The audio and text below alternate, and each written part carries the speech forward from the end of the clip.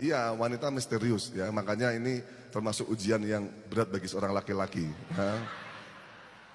Gitu. Tapi santai ya, panjenengan bagi seorang laki-laki ya, nanti ketika sudah menikah, maka salah satu syarat menjadi seorang laki-laki apa? Lelaki tidak boleh banyak bercerita. Ya, lelaki tidak boleh banyak bercerita. Sebab kalau seorang laki-laki itu bercerita, maka mereka akan adu derita.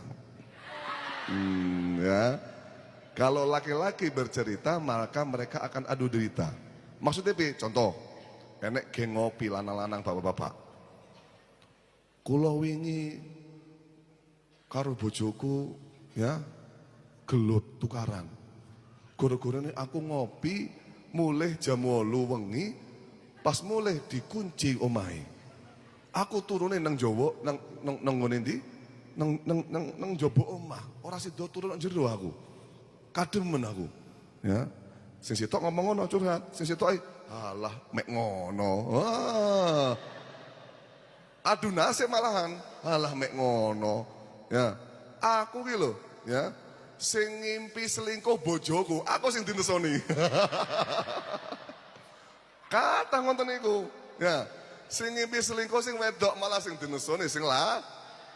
Ngonten niku Kang, sampean kudu siap-siap ngono iku.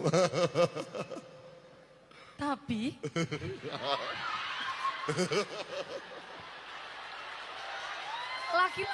laki-laki tuh gayanya kayak gini ya. Gayanya tidak mau cerita gitu ya, gayanya ya. Ya. Salahnya mereka tuh nggak peka-peka.